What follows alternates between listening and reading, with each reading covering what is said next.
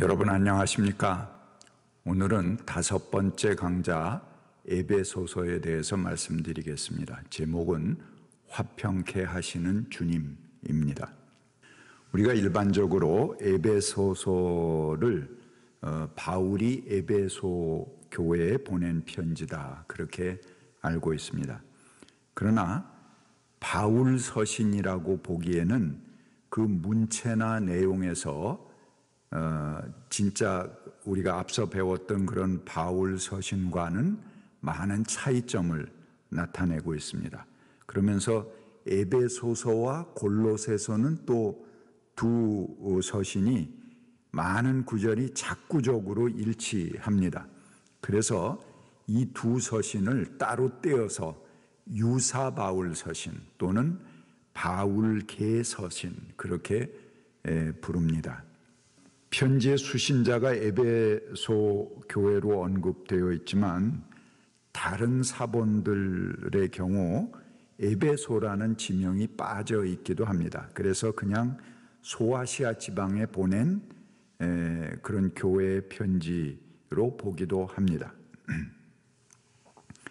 에베소서는 바울계 문서에 속하지만 바울의 친서는 아니다 그렇게 설명을 드렸습니다. 그래서 용어와 사상이 약간 바울의 사상하고는 좀 다릅니다. 훨씬 좀 후대에 조금 철학적이고 우주적인 그런 사상들이 에베소서, 골로새서에 들어가 있습니다. 또 그것이 굉장히 그 매력이기도 합니다. 이 두 편지를 저는 그래서 매우 좋아합니다. 에베소서는 이미 바울 서신을 알고 있습니다. 그리고 100년에서 110년대에 쓰여진 편지인 안티오키아의 이냐시오 편지는 이미 에베소서를 알고 있습니다. 언급합니다. 그러니까는 100년 이전에 아마 90년대 정도의 편지로 학자들은 에베소서의 그 연대를 생각하고 있습니다. 그런데 90년대는 요한계시록이 쓰여지던 때죠. 그래서 박해를 받던 그런 때입니다. 그래서 박해를 받던 때이기 때문에 십자가를 이 정치범의 형틀 아닙니까? 그것대로 이야기할 수가 없었습니다. 그래서 십자가를 재해석하게 됩니다. 이건 다음 시간에 우리가 깊게 살펴보겠습니다. 크리스찬이라는 사실만으로도 목숨을 잃는 때였습니다. 그러나 또 무모하게 이 거대한 로마에 맞서서 항전을 한다 하는 것은 이미 어떤 결과를 가져오는가 하는 걸 70년대 대로마 항쟁을 통해서 경험을 했죠. 유다는 망하고 패하고 노예로 끌려갔습니다. 그래서 그들은 박해 시절에 당할 때는 당하더라도 그들의 내부에서는 강한 결석이 필요했던 시대입니다. 그래서 에베소서의 중심 주제는 화해라는 것을 상당히 강조하고 있습니다. 에베소서는 서신의 수신자를 이방계 그리스도인들로 전제합니다. 그러니까 유대계 그리스도인들이 아니고 이방 사람, 순수하게 이방 사람들로 이루어진 그런 그 이방계 그리스도인들이 대상이다 하는 것이죠. 그리고 이 서신의 가장 중심적인 주제는 바로 그 이방계 그리스도와 유대계 그리스도인들 간의 화해, 그것을 강조합니다. 둘이 하나가 돼서 교회를 이루어야 된다는 것을 강조하고 있습니다. 이것은 실제 당시 소아시아 교회 내에 있었던 분열 상황을 반영하는 것입니다. 소아시아 지역에서 이 두 파의 그리스도인들은 더욱더 긴장 관계로 치닫고 서로 간에 높은 장벽에 막혀 있었습니다. 2장 14절에 그런 내용이 나옵니다. 그래서 그들의 막힌 담에 대한 얘기가 나오죠. 그 담을 헐고 이 둘이 서로 배타적이어서는 안 된다. 서로 상호간 화해와 평화로 하나로 통일된 교회의 모습을 실현해 나가야 된다는 것을 강하게 요청하고 있습니다. 자, 우리가 에베소서에서 중요하게 특히 한국 교회 크리스천들이 아주 그 암송하는 그런 귀절이 있습니다. 에베소서 2장 8절 9절의 말씀입니다. 너희는 그 은혜에 의하여 믿음으로 말미암아 구원을 받았으니 이것은 너희에게서 난 것이 아니요 하나님의 선물이라. 행위에서 난 것이 아니니 이는 누구든지 자랑치 못하게 하려 함이라 하는 말씀입니다. 흔히 사형리로 표현되는 간단한 기독교 구원의 원리, 그것을 설명하는데 가장 대표적으로 쓰이는 말씀입니다. 구원이 행위에서 난 것이 아니라 믿음으로 말미암아 오는 것이다 하는 것이 핵심이죠. 그래서 예수를 누구든지 주님으로 고백하면 주님께서 우리를 대속해 주시고 우리 죄를 용서해 주시고 우리가 구원에 이르고 하나님의 상속자가 된다 하는 것입니다. 이 내용을 간단하게 요약한 것이 이제 사형리 아니겠습니까? 그리고 이것을 복음의 내용이라고 부르기도 합니다. 우리가 신앙 생활을 해나가는 데 있어서 내가 구원받은 사람이다 라는 확신을 가지고 생활하는 것은 필요합니다. 그래야 기쁨도 가지고 자신감도 가질 수 있습니다. 하지만 내가 가진 확신이 구원을 결정하는 결정권에 해당한다. 그것은 오산입니다. 그것은 신성모독입니다. 이 구원을 가져오는 절대의 능력의 카드다. 그것이 나에게 있다라고 생각하는 것은 신학적으로 맞지 않는 생각입니다. 내가 갖는 확신이건 믿음이건 우리의 구원을 결정하는 것은 그거는 중심이 아닙니다. 우리의 구원을 결정하는 중심은 하나님의 주권입니다. 하나님의 은혜입니다. 그래서 믿음이니 확신이니 이런 것을 강조하면서 이런 것이 하나님의 은혜를 대신하거나 또 하나님의 은혜를 강제할 수 있는 위치에 있는 것은 아닙니다. 하나님의 능력을 제한하는 거죠. 하나님의 주권을 우리가 침해하는 행위가 됩니다. 인간이 쌓은 선행이나 공적에 해당하는 것을 에베소서는 행위다 이렇게 지칭하고 있습니다. 구원이 그 행위에서 나오는 것이 아니라는 것이죠.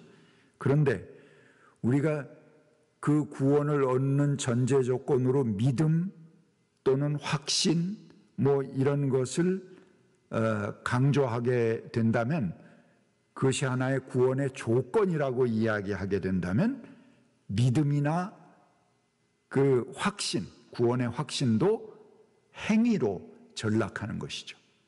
구원이라는 것은 그것을 넘어서는 것입니다.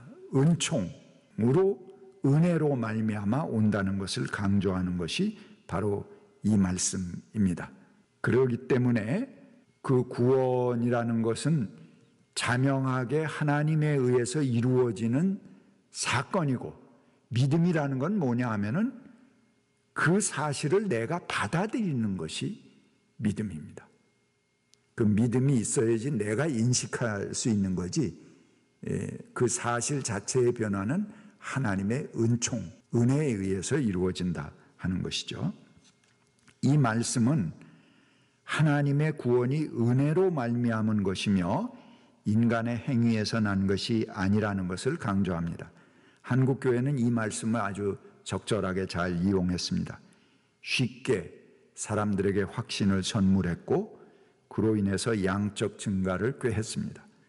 결과적으로 교회의 교세를 확장하는 데는 도움이 됐습니다만 쉽게 확신을 전파함으로 인해서 행위 없는 기독교를 낳게 되었습니다.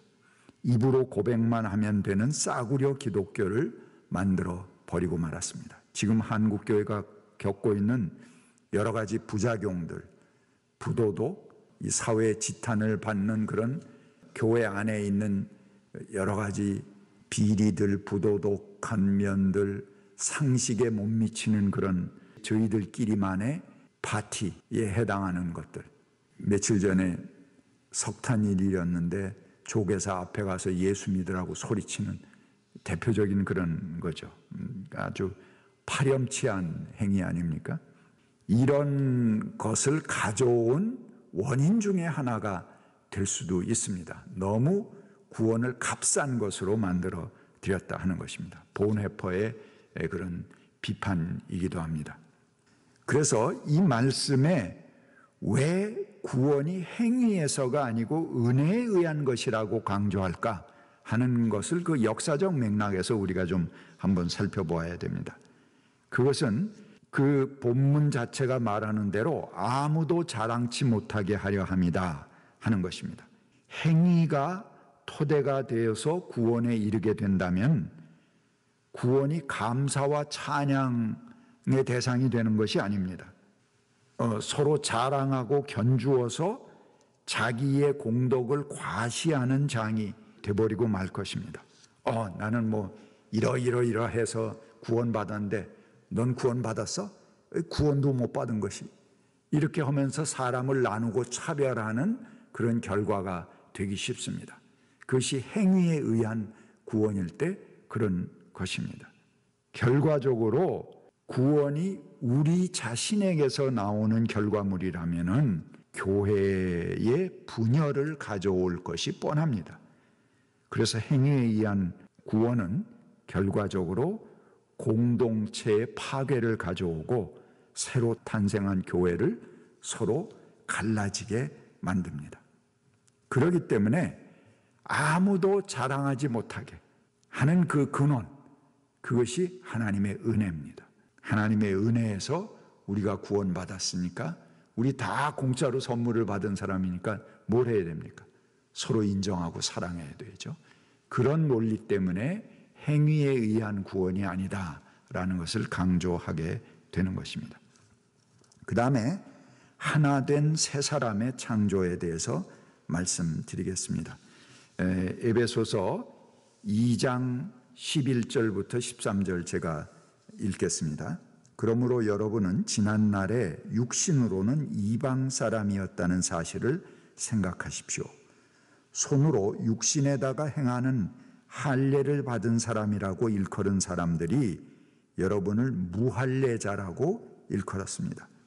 그때 여러분은 그리스도와 상관이 없었고 이스라엘 시민권에서 제외되어서 약속의 언약에서는 외인으로서 세상에서 아무 소망도 없이 하나님도 없이 살았습니다. 여러분이 전에는 하나님에게서 멀리 떨어져 있었으나 이제는 그리스도 예수 안에서 그분의 피로 하나님께 가까워졌습니다. 자, 이 말씀을 주는 대상이 누구입니까? 이 말씀을 주는 대상은 이방인입니다.